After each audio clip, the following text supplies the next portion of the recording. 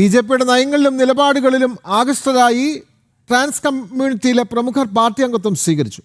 Makeup artist Seema Vineeth ഉൾപ്പെടെയുള്ള 16 പേരാണ് ബി.ജെ.പിയിൽ അംഗത്വമെടുത്തത്.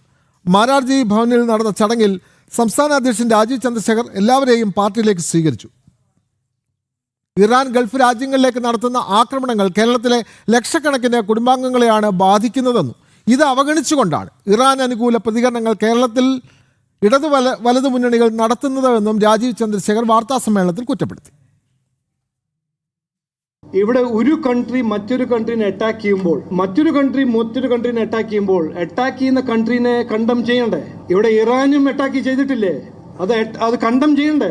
ഇസ്രായേലിനെ കണ്ടം ചെയ്യുന്നു, അമേരിക്കനെ കണ്ടം ചെയ്യുന്നു. ഓക്കെ, അത് അവകാശമാണ്, അവർ ചെയ്യണം. പക്ഷെ എന്തുകൊണ്ട് ഇറാൻ നമ്മളെ ബഹ്റൈനിൽ നമ്മളെ ഇന്ത്യക്കാരെ റിസ്ക് ഇടുമ്പോൾ നമ്മളൊന്നും പറയാത്തത്? നമ്മളല്ല, മുഖ്യമന്ത്രിയും കോൺഗ്രസ് ആരെ പേടിച്ചിട്ടാണ്? ഏത് വോട്ട് ബാങ്ക് നോക്കിയിട്ടാണ് ഇത് ചെയ്യുന്നത്? ടെററിസം, വയലൻസ് ഒരു സീറോ ടോളറൻസ് ഇഷ്യൂ ആണ്. അതിൽ ഒരു ബൈനറി ഒന്നുമല്ല, ഒരു നല്ല ആളോ എൻ്റെ ആളോ മറ്റൊരാളൊന്നുമല്ല.